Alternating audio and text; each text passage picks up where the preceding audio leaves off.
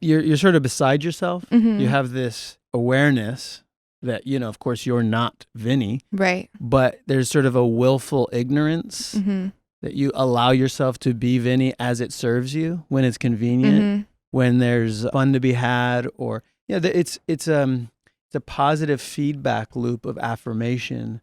When you're on a show that's popular, people like it, and when you walk into a room, they give you immediate approval, not because of you, because they don't know you, but because you're that guy. Who they think you are. Exactly. Mm-hmm. So there's a incentive to play up that aspect of yourself and to indulge them for the acknowledgement, the approval, the attention. And one thing is people don't recognize how powerful a drug attention is. Hello, everybody. You're listening to Chatting with Candice. I'm your host, Candice Horbacz. Before we jump into this week's episode, I wanted to do a couple of quick shout outs. So I want to say thank you to Kevin Fitzgerald and Preslin for all of those cups of coffee. You both are extremely generous. So thank you, thank you, thank you. And I wanted to give a shout out to Lewis, who is a premium Patreon member. I couldn't do this without all of your support, so I sincerely appreciate all of the help. And a new thing that we're kind of keeping on with to kind of encourage those reviews is we're reading some of the reviews that I recently get. So this one is from Vinny B. It says, seriously amazing podcast. Candice does a great job with the content and the interviews. She is extremely intelligent. Her guests are knowledgeable, intriguing, and really make me think and validate my own beliefs and have helped open my mind to a new way of thinking that is definitely much more positive. I listened to my first episode and was hooked. Just wish there were more episodes. Well, I'm working on it. Thank you so much, Vinny. I really appreciate it. And speaking of Vinny, so this week we have Adrian Grenier joining the podcast. He is widely known, at least in my generation, as Vinny Chase from Entourage. He has such a really incredible story about leaving Hollywood and getting his hands dirty and working on some really big, impactful projects. So I hope you enjoy the conversation. Let me know what you think. Welcome to the show. Welcome to my stables. This is amazing. We haven't done anything on location, so I was really excited that we could make this happen. Welcome. Yes, I'm very happy to have you here. We are very proud of this stables because this actually had about 1.5 feet of goat manure. Oh boy. That we had to clear out. So you're on fresh dirt here. Clear the goat manure. I appreciate it. Yeah, no. I'll show you. Leftovers? See, there you go. What'd you do with it all? Put it in the back there. It's good compost. It's just the doors wouldn't shut. So this is in process, but eventually we'll have it back in working shape, and then we'll bring in some more goats to put more manure in here. It's just a cycle. Yeah, exactly. No, I'm really fascinated with the journey of, I guess, like the public persona that you decided to share with everyone, right? So it's when you have a celebrity or a public figure, it's like we start to generate an idea of who we think that they are, and then we kind of expect them to live up to those expectations. And you said something that was really interesting and like resonated with me specifically, was that if you play this character for so long, you tend to become it. And I think with one of your more famous characters, Vinny Chase, like that character was so, it really blurred the lines between reality and fantasy for a lot of people, because it seemed like we were actually watching your journey, like become famous, and like there was not that separation. And I feel like I have that same thing happen with me just from the industry that I come with.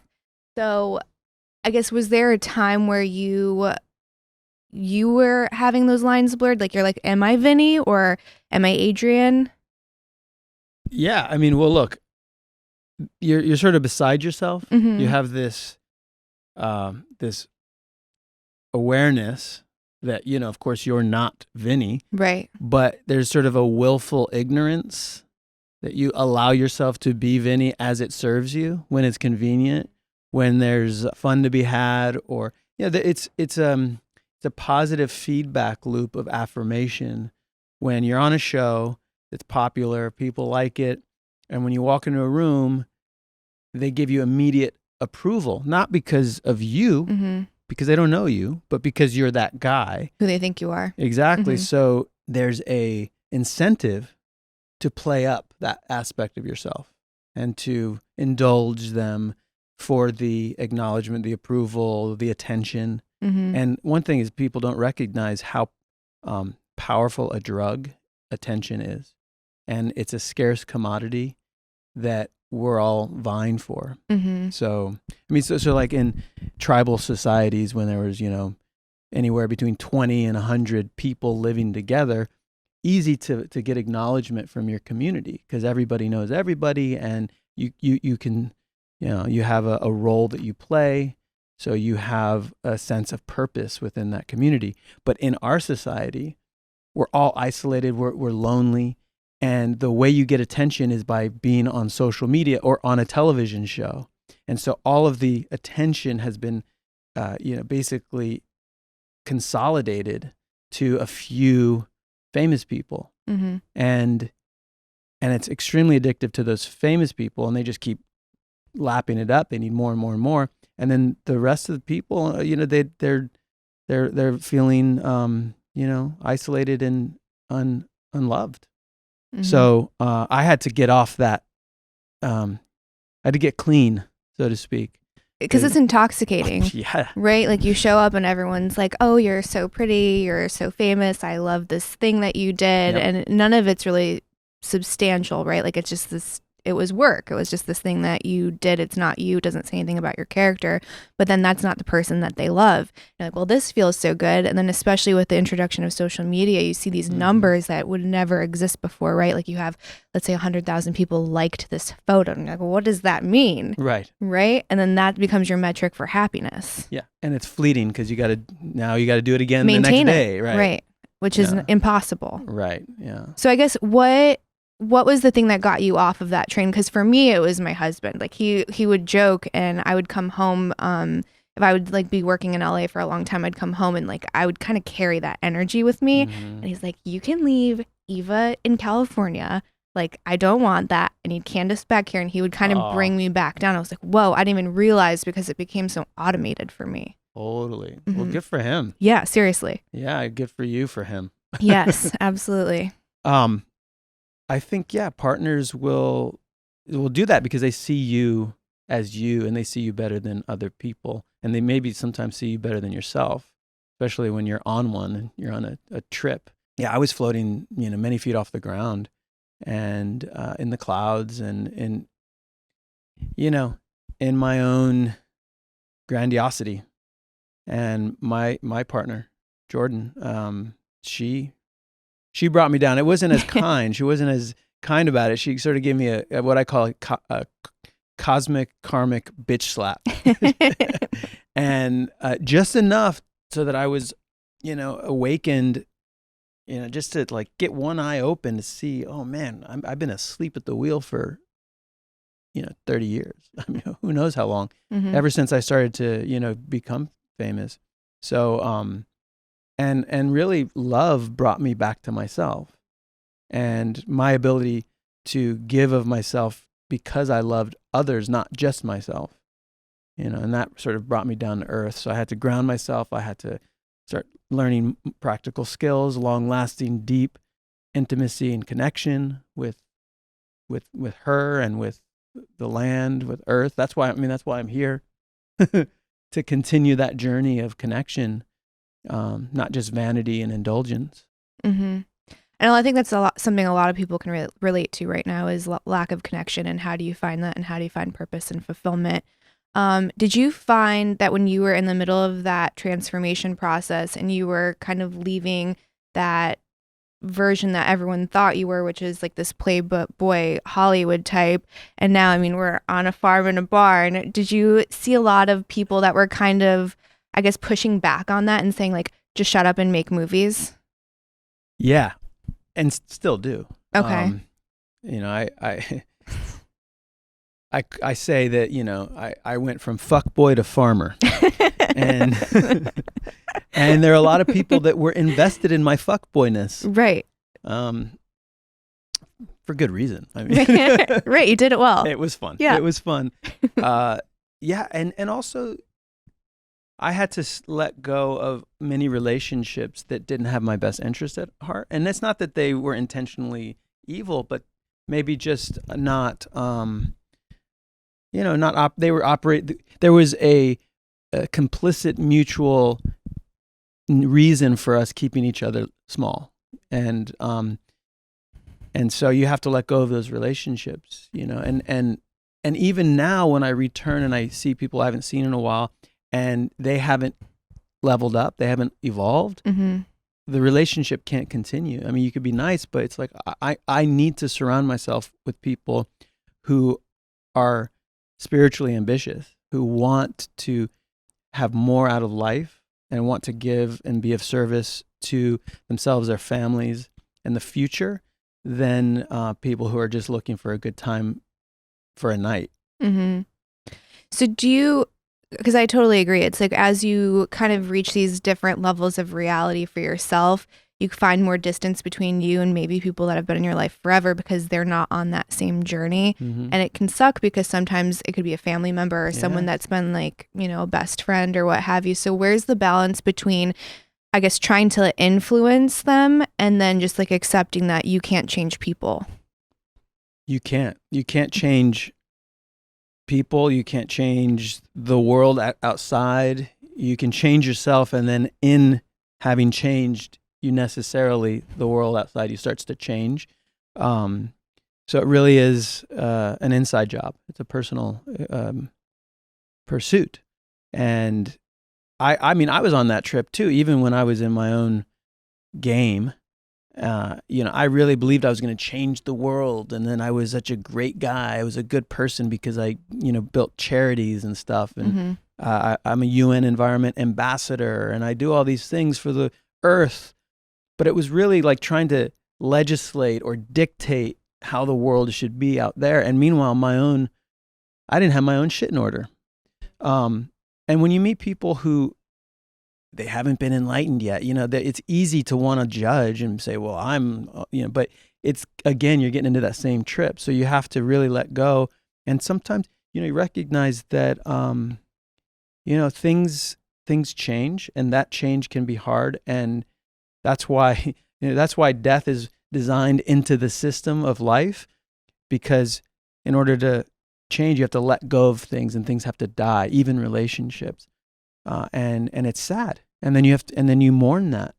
You have to, take the time to allow yourself to be sad. And if you lose a lifetime friend because you've gone separate ways, take the time, take a moment to allow yourself to mourn and grieve that loss.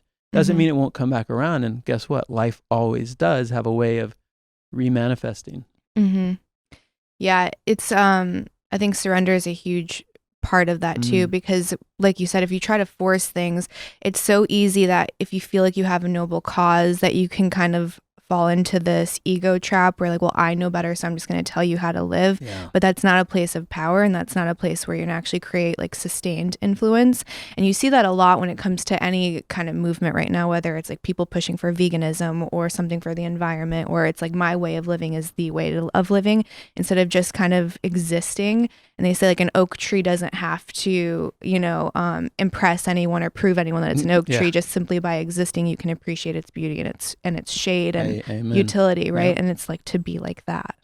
Be the oak. Be the oak. Yeah. In some cases, but in other cases you don't, because those, break and not bend. That's right. Yeah. But, I guess be authentic. Right? Be true to yourself. And a lot of times, just speaking of the lifestyle of fame and the pretend play of storytelling, there's a lot of fake ass behavior out there. The people aren't authentic. They're being what the character calls them to be, or what is popular at the moment, safe and monetizable. Exactly. So, and it's hard to be truly authentic, because it may mean that you're not gonna, have the kind of success that you think you need to have, and it's a different kind of success, but it's still valid. So when it comes to that, because that's also a conversation I see a lot right now, is authenticity and how do you find your authenticity? And people are searching for people to tell them who to be, which is like counterproductive. What was your journey to finding your authenticity? What is my authenticity? I mean, like there's dirt. You just picked up dung. You have gardens growing. You have this great vision for this property.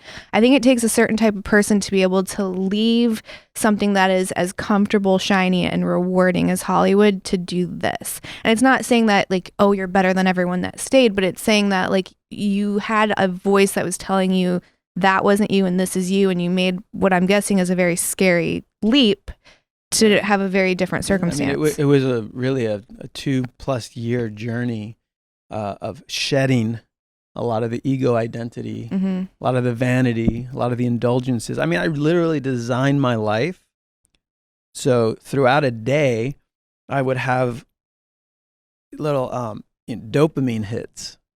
You know, if it wasn't like going to a fancy brunch and having like a nice, eggs Benedict, ooh, exciting. And then you go after brunch and you meet a friend and you chat and you talk and you like catch up and that's fun. And then next thing you know, you're having cocktails and then, then it's a dinner, a fancy dinner with like amazing people and everybody's, somebody. And then next thing you know, there's a party. So it was literally just constant indulgence. And I had to get clean again, as I said, and let go of that and come back down to earth and start to rebuild a new life. And I guess I still don't feel like a farmer. I'm in pursuit of being able to grow food and work with the land, work in harmony with nature to steward this land. But I'm an apprentice. I mean, I'm still learning. And I think that maybe, so I think I've come to something. If you want to find your authenticity, you first have to get low to the ground and humble yourself and accept that you don't know. And that's okay. And then you start to awaken a curiosity. Because if you don't know, if you're not so sure of yourself, then you can be curious about what is possible and then that curiosity will lead you to discover who you are.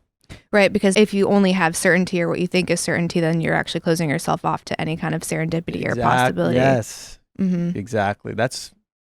Yes. I totally agree. And I think if you have enough quiet time, which like what you were describing, it's like you weren't having those moments of just silence and just yourself. You're constantly surrounding yourself with things and people and events. It's like I think your body almost will tell you, like your soul will tell you if you're actually happy or versus like you're happy it's just by your circumstance, right? Like I'm only happy because everything is going great right now and like this character is serving me right now versus like I can be quiet with nature and I'm happy just being. I used to see out in the world the universe trying to give me little signs or warnings. Always. I think that too. That I would ignore, totally. I know better. Right. I just wasn't in touch enough to really see that the universe is always speaking to you. So I wasn't hearing it because I was asleep essentially, but like I would see versions of my older self out there on private planes and like silver foxes, like way too old to be with way too young girls. And I'm like, and in retrospect, it's like, oh, that was me.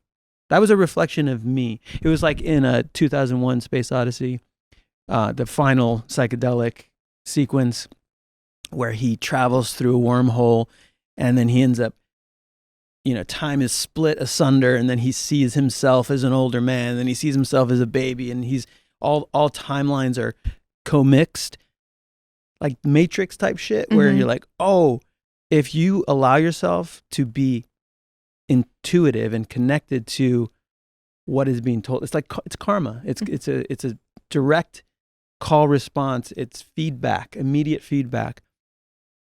It's there. Like I saw myself and I was like, don't, it's like, you're on the wrong path. Mm-hmm. You're going the wrong way. Yep. And I just didn't know. I didn't know how to read that at the time. And it's a skill, I think, that you have to cultivate. Mm-hmm.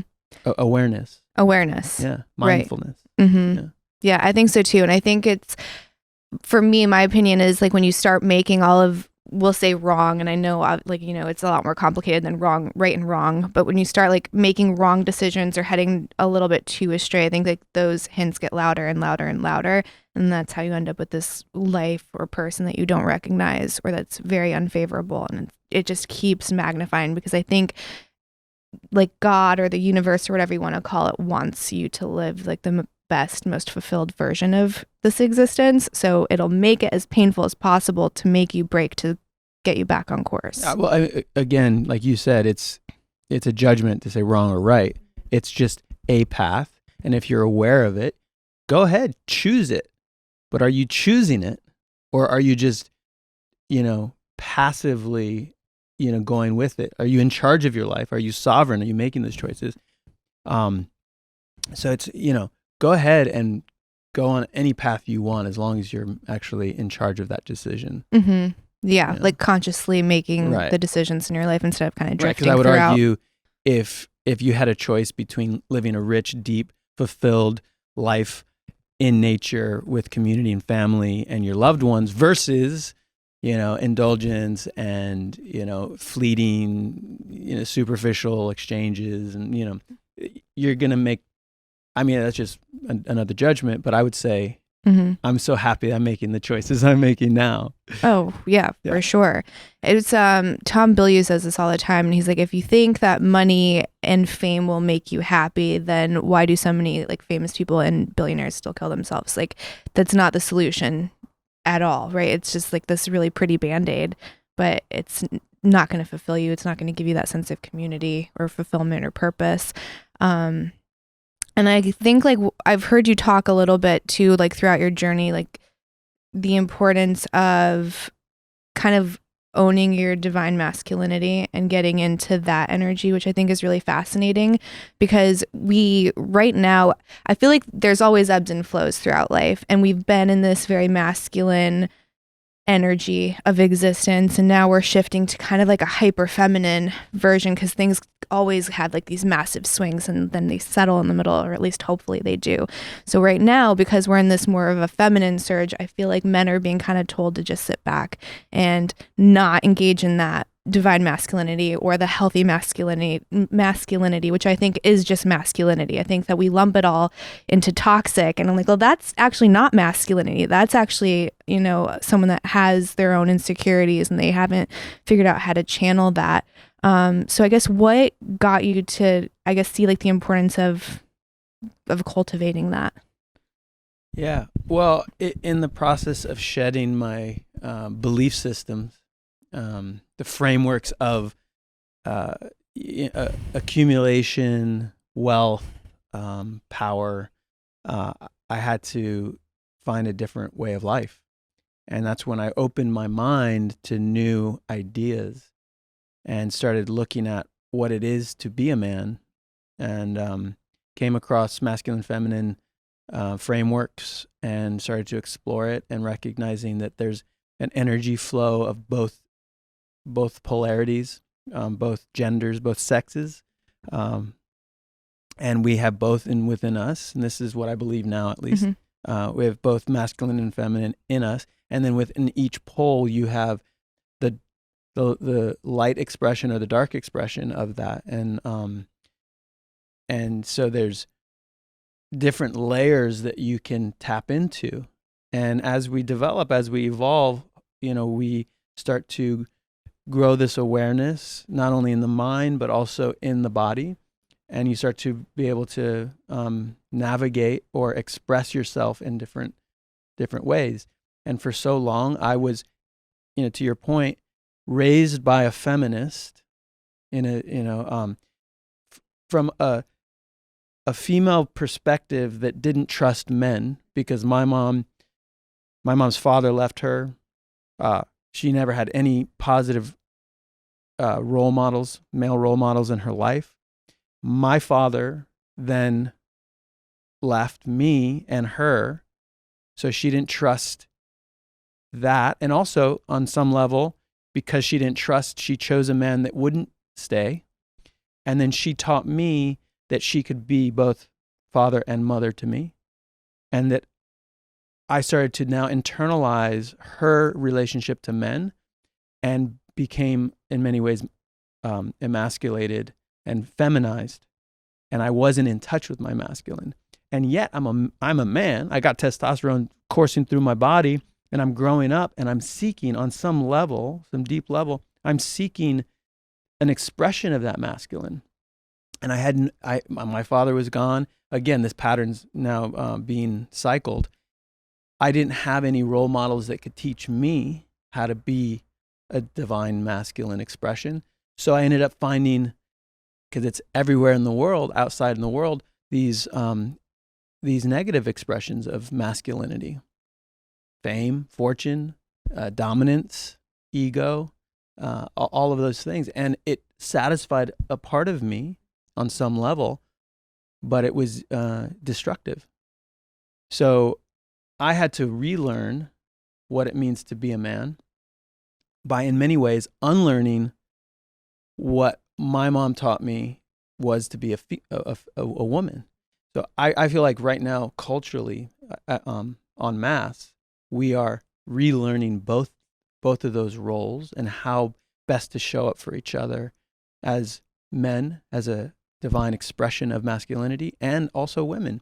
And to me, when you look at toxic, patriarchy, it's not just men making bad choices or being destructive. It's also how women show up as well. We need to do it in concert together. Absolutely. As like a mutual collaboration, a co-creation. Right, we're not enemies. We're not enemies. And that's what happens is a lot of times, like even I saw my mom having to rise to the occasion to be that masculine force for survival so she could take care of me. And it became a toxic expression of masculinity through a woman. Right. So not only do we have a toxic masculine culture, but we also have women who are also participating in that as well. More now than ever. Right. There's this comedian, I think it was Tim Dillon, and he's like, toxic masculinity isn't dead and it's not going anywhere. It just exists in women now. And there's some truth to it. Yeah. Absolutely. Because I really resonate with that, but on like the opposite end. So my dad left when I was relatively young as well.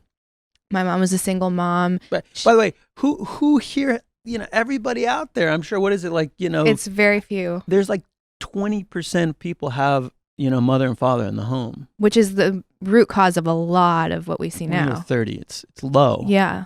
Right, sorry, go ahead. No, but yeah, it's kind of like the mirror image of your version. So my dad left really early as well.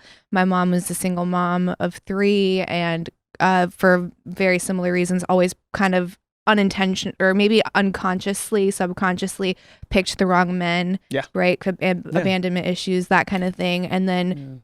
Trauma attracts trauma. Exactly, right? Because that's each other's comfort zone, and we can exist in this space together because this is predictable. The chaos is predictable. Yeah. So she ended up having that unhealthy expression of feminine energy, which ends up being toxic masculinity, which then I pick up and model, because that's all little humans are, is they're just modeling the behavior that they see. Absolutely. So me losing touch with my feminine side and becoming very harsh and domineering and disagreeable, which there were times where that was helpful, but from like a large scale, when you're in a marriage, right, that's problematic. So it's like, well, how do I guess engage with that feminine energy again so he can be masculine? Because you can't have both people in a relationship fighting for that masculine role. Yeah. It's not gonna turn out well, and that's not gonna be a marriage that lasts. So it's being comfortable with surrendering, because that's a lot of what a woman is like being soft and open. And that was hard for me, because I'm like, well, if I'm those things, then who's going to protect me, right? Like, it's not having that trust for my husband to take on that protective role, because traditionally that's been my role, or that's been my mom's role. And I'm like, well, a guy's never done that. So it's unlearning what seems like a truth for you now for a truth that's better and serves you well. Yeah, 100%. And also recognizing that you're making a choice to use certain frameworks to model your life, right? So this may be Chinese to some people. They may not understand the masculine but it seems that we've done a fair amount of research, reading up on and meditating on these ideas, and they work for me in this moment. And my partner, she also agrees with this, and it helps us navigate the world because we get to put that, that frame onto the world and then start to build based on those truths. And those truths can change. I think we are malleable and we do evolve, but for right now, I think these are lessons. It can be controversial too. Don't tell me I can't be this or I can't do that. And it's like, no, yeah, you can. But just like working here on the land with the earth, you can come in and try and impose your will on nature. And if you build in a floodplain, you're going to get your ass handed to you. And you can do it. Mm-hmm. But just know that there are natural flows, natural, energies that work in certain ways. And if you're working in opposition to it, it may not work out as well. Go ahead and do it. But if you work in flow, if you work along with it, it might work out better for you. But, hey, don't take my word for it. No, I totally agree because sometimes they think it's kind of going backwards and it's like, oh, well, women are supposed to be just barefoot and pregnant in the kitchen. It's not what anyone's saying, but it is saying like you can actually only make a certain amount of decisions a day. Like you actually will have burnout. So I forget what that number is. But after that, you cannot make decisions successfully throughout the rest of the day. So part of that is just cognitive load, right? If I know that my duties in this relationship in the household are X and yours are Y, that's one less decision that I have to make. There was this video I saw and this husband was a farmer and he had just got done like bringing in all these logs and he's like, honey, where's my coffee? And everyone's like, how dare you ask her for the coffee? You're a misogynist. She's allowed to, or you can make your own coffee. You're able-bodied man. She can load her own wood. He did that. The next day he comes in, he's like, listen, I'm a feminist and I'm modern, so I'm going to go inside and make my coffee. He's like, honey, go get the logs. Don't get no damn logs. I'm like, well, come on, this is ridiculous. Yeah. And what are you predisposed to do? Like, what do you want? I mean, I love going to bring in logs. I don't. There you I'll go. make the coffee. Right. Exactly. So, it's not, I think people are like working against the grain right now. Like if you take the time to humble yourself and listen to what your body is, what you need, and you clear all the traumas that are trying to, impose themselves on you, all the patterning that isn't really you, that's in rebellion or in opposition to, I feel a great amount of, sadness or compassion for my mother, who felt like she had to be the man and went out and worked her ass off and never had time to be the mom she wanted to be and to be the woman she wanted to be. Didn't have a man to protect her enough so that she could have that full expression of her femininity. And, she's a happy, amazing woman, but I do see that there was something that she was craving in her life. And my heart breaks for her. Like I wish that she could have had more of that, ability to just be carefree in her feminine and not have to be, the breadwinner. Mm-hmm. Yeah. And a lot of that too, just comes down to narratives that have been kind of forced on us, like that generation.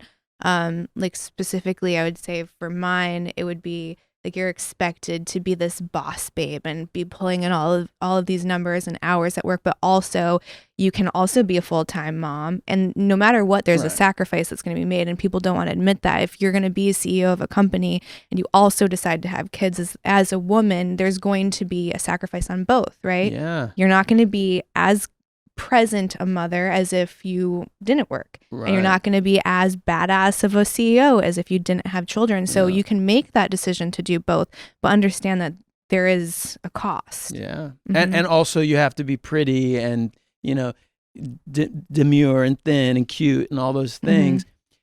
I would say part of my divine masculine expression is recognizing that when a woman is, when she has a family, when she creates life, when she conjures life out of thin air and brings a human into the world and is a mom, that is boss bitch.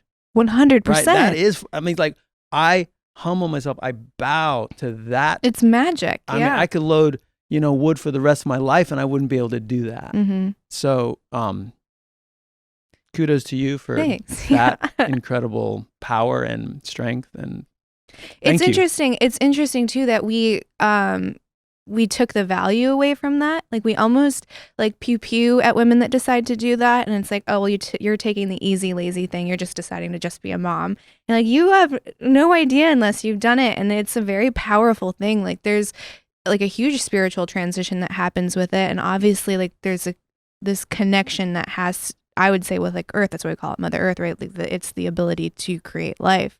And I'm like, I don't think any spreadsheet is more powerful than creating a little human. So I think it's really important to kind of tell these young women, this is very powerful work.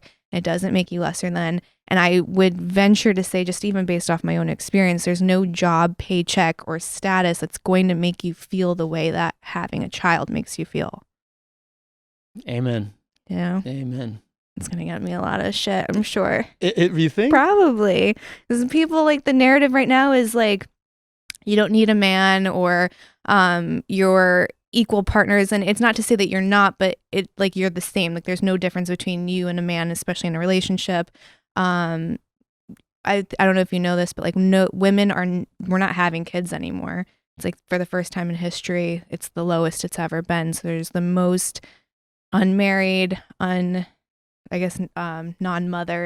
in like the millennial generation ever. So, but then you also have this crisis of identity and purpose and fulfillment. It's like, I'm not going to say cause and effect, but I am saying like you can look at a lot of the red flags here and see like maybe we're not putting enough value on connection and family anymore. Well, if you're going to catch shit, yeah, we're in it together. Okay. Yeah, I'm in it with you.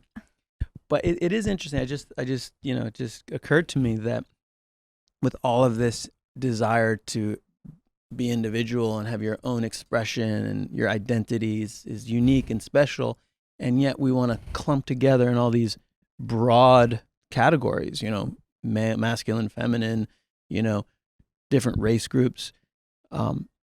We are all so special and unique just by default. None of us are the same. It's like to describe anyone would take a lifetime. And yet language is shorthand, so why do we want to hold on to these identities, these words? It's really irrelevant, and this is just out of convenience. We use the words to try and express, but close your eyes, breathe, meditate, and then that is truth. And it is just your special, unique expression, whoever you are, masculine, feminine, black, white, red, whatever. So yeah, it just occurred to me that language is so insufficient. Mm-hmm. They say that we won't be talking in the future. Oh, I can't wait. Yeah, like you'll have Neuralink and you'll be able to read minds, and that because language is so limited that you're going to have a lot better communication without. Like, what is that going to be like? How much more are you going to learn about each other and yourself? And I've been practicing, and my intuition, I'm proud to say, has been cultivated more and more over the years. There was, at a time when I was up my own ass, where I was all head and cock. Mm-hmm. Like I communicated on two wavelengths, intellectually and like sexually, and the whole, heart and intuition was offline.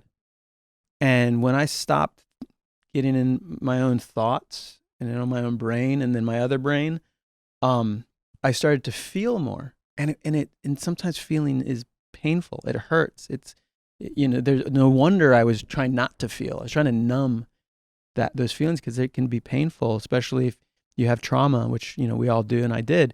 But as I started to work through that trauma, start to purge some of it and let some of it go, there's a little voice that's nonverbal, that's emotional, that's intuitive, that I started to feel things out in the world. And I didn't need to talk. I could, I'd go on a date, and instead of telling myself, oh yeah, she's objectifying her and she loves me and this is what she wants, this is what I'm gonna do to get her, and I started to feel into her, I would realize she's not for me. This isn't right. This date is basically a friendship. And I never had that before. I could never really dip into like the truth of a relationship because I was too busy in the stories in my head that I was projecting. Mm-hmm. Yeah, intuition's huge, and that's something that I think a lot of people have lost connection with. And to kind of bring this to here, because I definitely want to get into the work that you're doing on the land, they say a lot of it actually has to do with our diet. So the things that you're eating are messing up like your second brain, which is in your stomach. Mm-hmm. So if you're not eating the right foods and the right nutrients, then that kind of goes all haywire, and you lose that intuition, which is real. Like they train people in the CIA on how to use it properly. Right. So it's a very real, not hippy dippy thing. So what I see a lot of conversations in the food space is that people are trying to kind of monopolize it, and they treat it like IP now.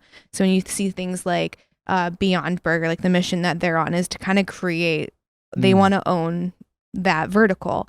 What you're doing here, I think, is so fascinating because you're growing your own food and you're trying to have other families here to be as, I guess, sovereign as possible. Yeah. And to me, I think that I've heard you talk about like scalability, and people are like, well, if it's not scalable, but it's almost like these industries have become so inflamed that that's the reason that they're not working now. And there's these two authors that wrote, it's called Sacred Cow, and it gets into the meat industry. And it's like, well, the way that we're doing factory farming is obviously atrocious. I don't think anyone is like, yeah, that's how we should be raising our food.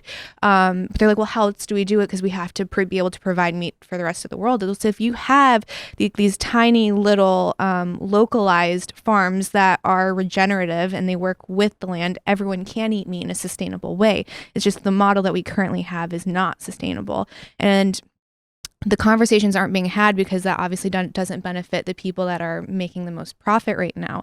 So I think where we're seeing the future of everything kind of going, especially even with Web3, is everything getting decentralized and then having like these smaller little tribes. It's almost like we came from tribes and now we're going full circle into tribes, and then we're going to have tribes that do altcoins and NFTs and live in the metaverse and all of that. So I'd love to get into the work that you're doing here and what that big vision is. Yeah. So I guess the first thing is to respond to what you're saying. I'm looking to develop a ethical and spiritual perspective that I can then start to build upon. Mm-hmm. And so that took some time to just figure out, like, what do I believe?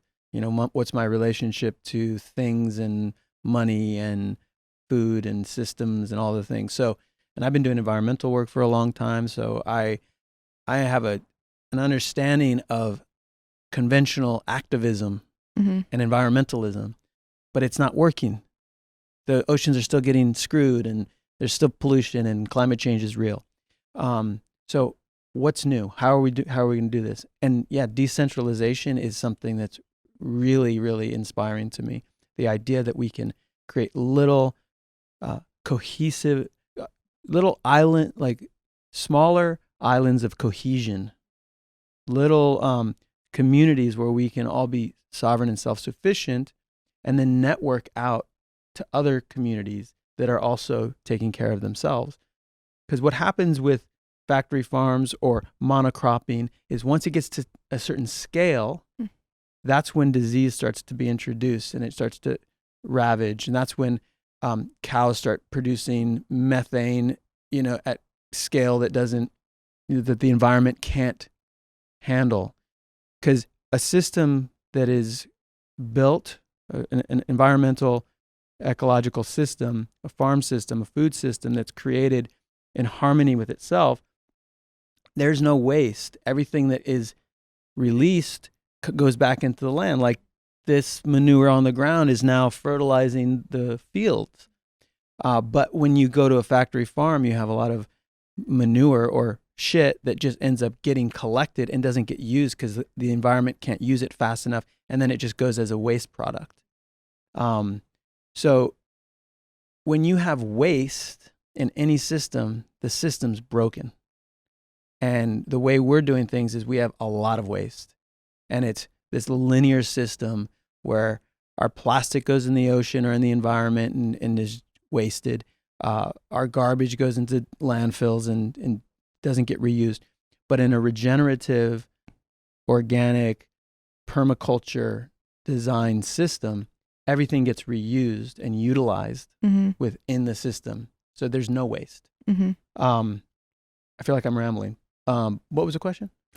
It was kind of like what your vision is and like the role of decentralization with like these inflamed industries. And I like that you brought up the monocrop agriculture, because I think a lot of people right now, they think that if they automatically go vegan, that they're doing something that's good for the environment. And it's like, no. You could arguably say that that is just as bad, if not possibly worse, than what we're doing with factory farming, because all the chemicals that you're using and all of like, you're still killing an immense amount of living creatures. Like they're just a lot smaller and maybe not as cute as the ones that you're trying to save. So both of the things, anything at scale that big is a problem. Yeah, and I think it's important not to, fall into cynicism where there's no solution. Right.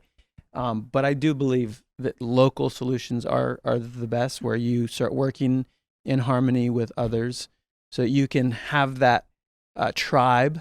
So borrowing from technologies and wisdom, both ancient, bringing the tribe back, using technologies of plant medicines that are going to give you a lot of insight, help you see the world in new and novel ways, and a touch of, the system, the way this earth is designed, and then also modern technologies, like using them to best support whatever you're building within community. So yeah, using crypto, which I'm a huge fan of. In fact, here on the land, we're looking to build our own coin so that we can trade with each other and store value locally, so that it doesn't get sucked up by centralized governments or banking systems. And that way we can start to raise the value of this particular land unto itself. And what we're building here is a diverse, interconnected network of systems: food creation, community building, social, and also familial. So like families, 5 or so families living here, all participating to grow food. Then we have enough food for the community. We share it with our neighbors. We can sell some to make a couple of bucks. And then familial, how are we going to take care of each other so that we don't have, you're talking about searching for a nanny and how hard it is to have any freedom or ability to move and operate because, you don't have anyone to watch the kids for a couple hours. So can we as a community start to take care of each other and each other's kids, just like they used to do back in the day? It takes a village. Yeah, it does. So let's create one. All these things are being built and being created, and it's new and interesting and curious and fun. And I believe we should all be laboratories for what's possible. We should all be, as individuals, trying things, and then as communities trying things, because the system as it is failing us. It's starting to collapse. We see it. So what are we going to replace that system with, as opposed to propping it up artificially? We can actually start to create the systems that will ultimately replace the current one. Yeah, and I think that's more important now than ever, because as you see things that are, I guess, being like overregulated, if you want, because you see certain countries, and certainly this one, that are considering doing like social credit scores, and that gets worrisome when you consider like the doomsday environmentalists that are like, apocalypse now. So they're gonna be like, you've had your red meat quota for this week, or we don't like how many eggs you've had. We really want you to have this soy version. And it's like, well, how do you maintain that sovereignty that you want when you have such a powerful system of saying that you can't do it? And to me, that's crypto, and that's decentralization. So if you have all of these little tribes and you have your own token, then no one else is in control of that value, and they can't manipulate it as well, right? Because like what we see with the US dollar right now is manipulation. It's like things aren't only just more expensive, it's like your dollar is actually just worth way less. So that combination is going to be a problem for a lot of people. Amen. And I see it all the time in environmentalism, and I've been doing this for 20 plus years. There is this arrogance in which everyone wants to control everybody and tell everybody. And I was there. I did the same thing. Tell everybody how to be and try and run around controlling all the things. And it's the same mentality, the colonial mentality, where we think we can go in and dominate and tell and control and have dominion over the world, nature. We try and control nature so that it serves our bidding. Try and control people so they serve. We exploit nature, we exploit people.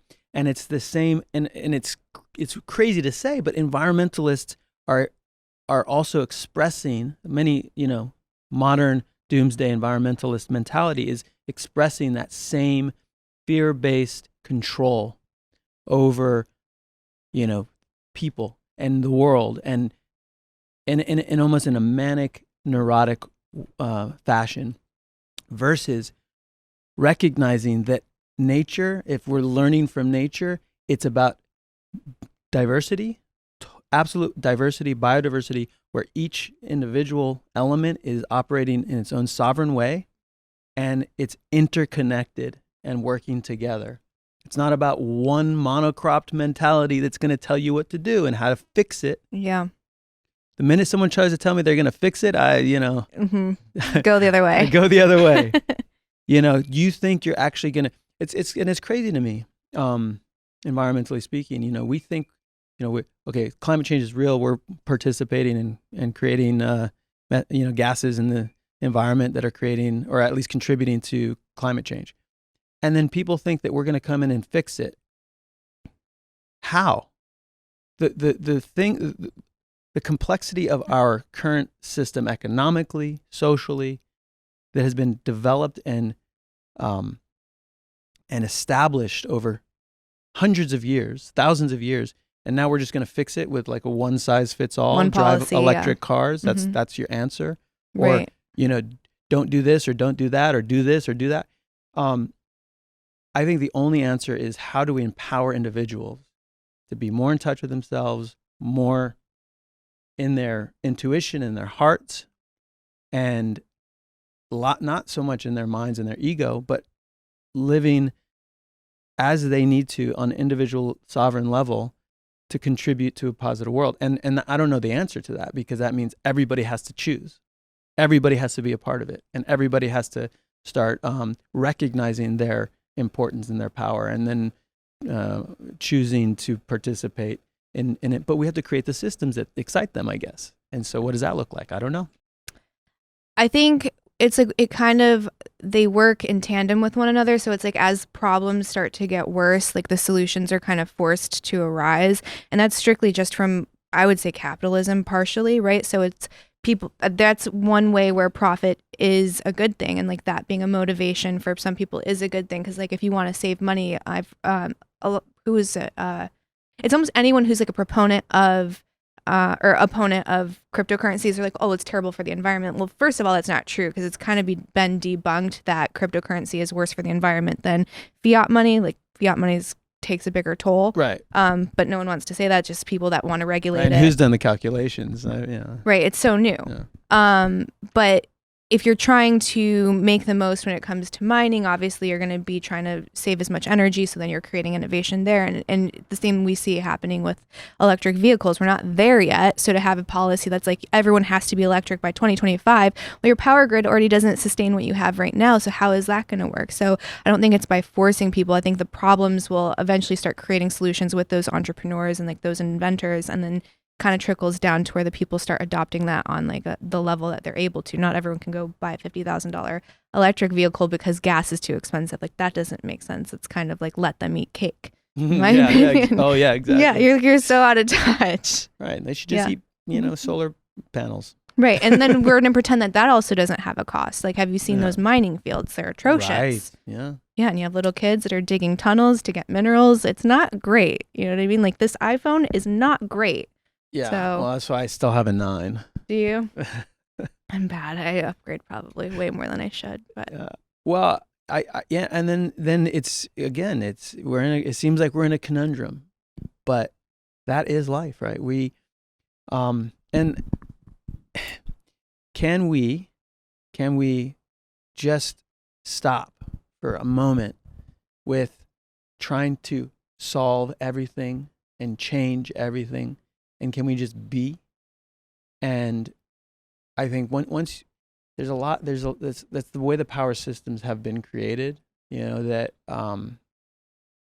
feel like we have to go around telling everyone else what to do and how to be.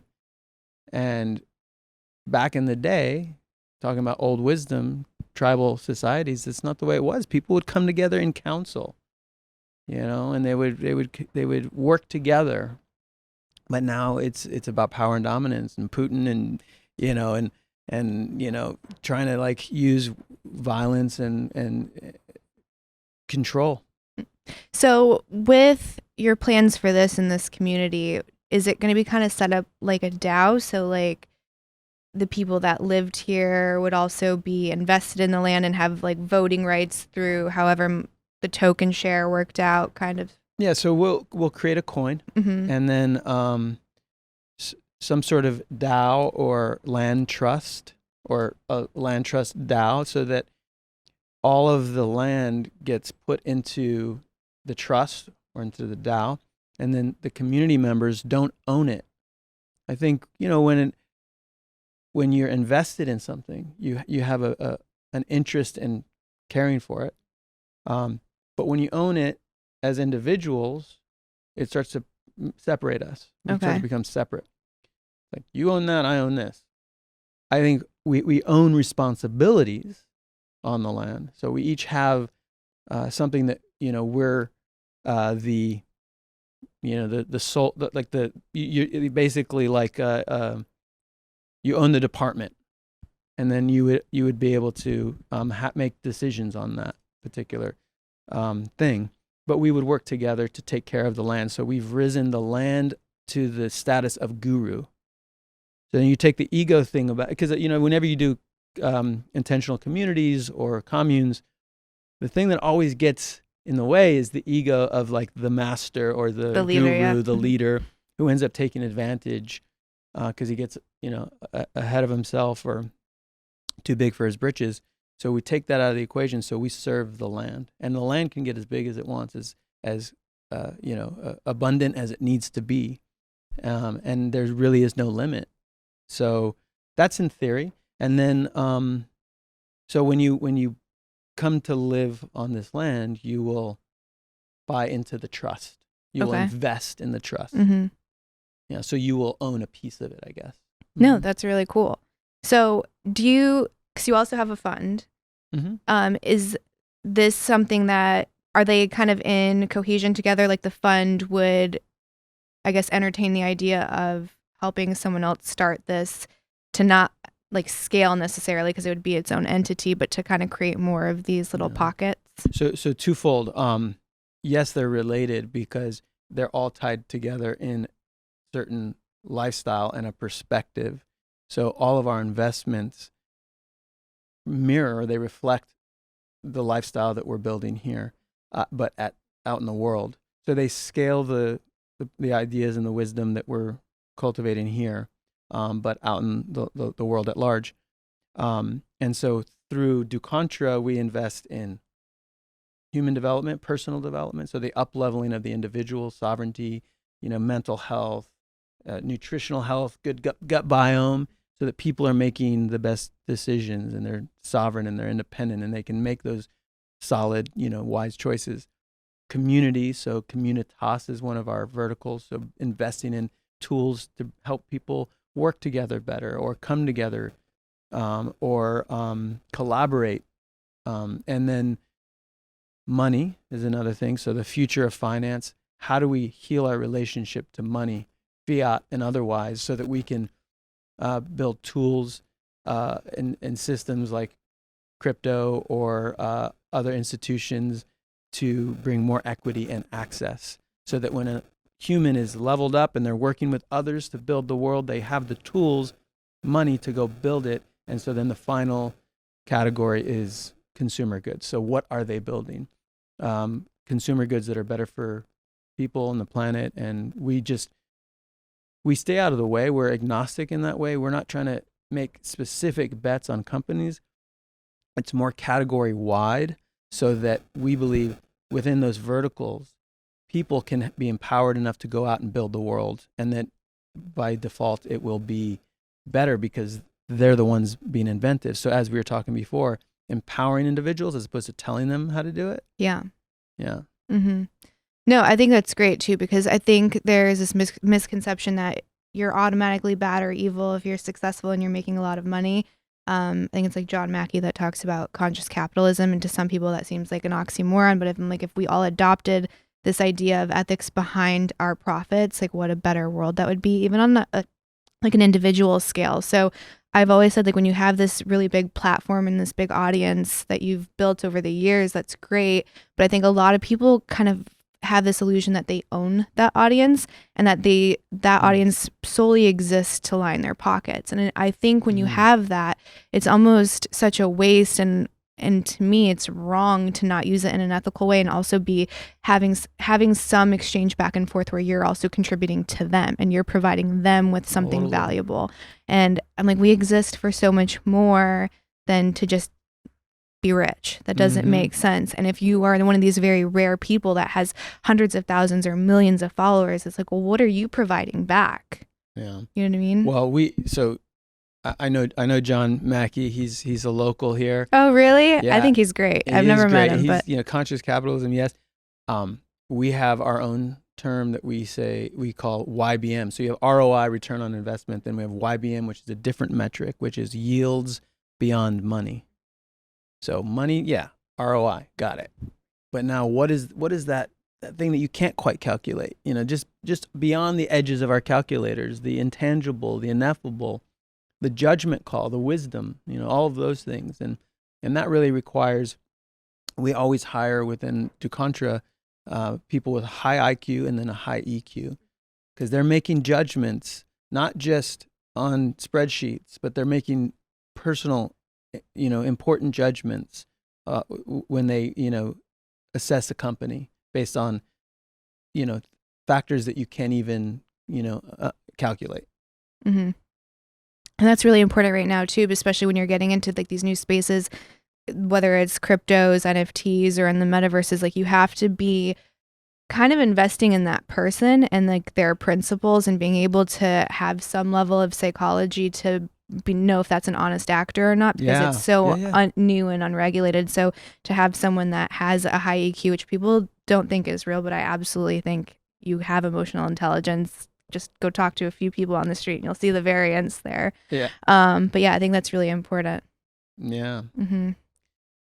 You're very perceptive. Am I? Yeah. you like have the range of understanding, which is really, this conversation's been very it just goes expansive. I always have like notes and then I never look at them. Yeah. I'm like, well, we didn't get to any of those, but we went to some really cool places. Well, do you want to talk about Earth Speed? Yes, I do, actually. Because that was the second piece, right? Yeah. So we have the investment vertical, and then we have the lifestyle vertical, which is Earth Speed. Mm-hmm. And that's how we bring it all together. So we're investing in companies that are building companies of the future, but then we're also building a lifestyle platform, which is the way do we communicate and share this lifestyle, a lifestyle in the cadence of nature. So check it out. It's Earth Speed on Instagram and YouTube, and it's essentially just sharing my experience learning, being the apprentice on the land, learning how to farm, learning how to be more self-reliant and self-sufficient, sovereign, and learning how to build this thing that we've been talking about. So build the community, bring in crypto and the metaverse, and also how to like cook better and eat better so that you can like actually infuse your microbiome with healthy microbes from fermented foods, how to use manure as compost, a hay bale urinal that so we're having a party tonight. So I'm so proud of this. Hay bale urinal is the first step towards our full compost toilet system. So we can actually start to use, and this may be gross for some people, but it's not. It's fucking nature, and which is so cool. But you pee into a hay bale, and so you have the perfect blend of carbon and nitrogen. So your urine has naturally, is nitrogen rich, and then you have carbon. So within a compost system, you need a good blend of both greens and browns, nitrogen and carbon, and then it actually becomes healthy, nutrient-dense soil. So that's so it'll help start breaking everything down in your compost, and then you just reutilize it as fertilizer. Right, and this goes back to our initial conversation. When you start to accumulate a lot of waste, then you have to deal with it. Then you get illness. Right. So when you're in a city and everyone pees into a toilet and they flush it and it goes into a centralized wastewater treatment plant, you got to put a bunch of chemicals in it. You got to treat it. It's sludge. It's gross. But when you, on a small scale, if you start to compost it immediately, nature will take care of it. Nature will turn it back into earth. And then you can grow food and you can have, better soil that's, that starts to absorb rainwater. So you don't have a lot of runoff. It's not desert. It's rich and dense. And the soil movement is big right now, with regenerative soil that's actually helping to draw down carbon from the air and bring it into the soil and create really rich soil for growing food, which makes better food. So you don't have to add a lot of, artificial fertilizers and the like. So it's all part of the system. And so it starts with a hay bale urinal, which I'm really proud of. I don't know how you would use it, but I need to build something so you can sit. Some stairs. Yeah, some stairs so you can squat or sit. Right now it's just for the guys. But you can learn how to do that on Earth speed. No, I think that's so awesome. A lot of the content that I've been consuming lately is, I call it Homestead. Yes. And like Homestead Talk and Homestead Instagram. Because I'm like, I want to learn these like really valuable tools that we used to have and just like would be passed down that have been long forgotten. And it's just, how don't I know how to do this? I just feel so unprepared to live. But now at least I know about the hay bale trick. So I'm getting there. When you look around the world and there's so much uncertainty, and there's going to be some changes. Yeah. There's a lot of movement. I mean, look at COVID. Were we prepared for COVID? No. Fuck no, we weren't. No. And that's what we're doing is when we took Jamie's course, he talks about prepping for hipsters, hipster prepping. You got a Mad Max score, right? Did I? I think you did. I don't remember. Yeah, there was like 9 people. I did, but Eric said I wasn't qualified, so he took my point away. But right, that's right. Yeah, like I'm definitely getting ready for who knows what. Anything, right? Yeah. And not in a paranoid way, like anxious, fearful way, but in a practical, just prepping kind of way. We're just being prepared for a rainy day or a not rainy day. Right. That's why we have rainwater catchment. So we're capturing water so we can hold it and utilize it if there's a drought. And it's fun. And you're in touch with the earth, and there's nothing better. It's so grounding and fulfilling. So you're gonna get out there and help me plant some things today? Absolutely. I would love to, for sure. Good, because you're gonna. Awesome. Yeah, we'll take some videos for Instagram. Okay. Yeah. But this has been awesome. I really appreciate you taking the time to do this, especially on a very busy day, because I know you have a very big party that you're No, I've getting been ready wanting to for. do this for a long time. Me too. I love your show. I love Thank you. your perspective, and I really thank you. wanted to do it in person too, because it's Much so better. hard to flow and like vibe. And there's been a Agreed. couple times that you would say a word and I was just thinking it. Yeah. And that doesn't happen through Zoom. Amen. So, yeah. For sure. Do you want to tell the listeners and the viewers like where they can support you, follow you, and keep up with all of your projects? Yeah, well, my name's Adrian Grenier, so on all the socials, but really looking to grow Earth Speed. So check out at Earth Speed on YouTube or Instagram. DuContra Ventures is my investment firm. That's also at ducontra.ventures, all those things. And come join us in a lifestyle at the cadence of nature. Awesome. Thank you. And that's it for this week's episode of Chatting with Candice. If you have a moment, please leave that 5-star review, hit like, subscribe, and if you know anyone that would enjoy this content, please share it with a friend, 2 or 3. I'll see you next time.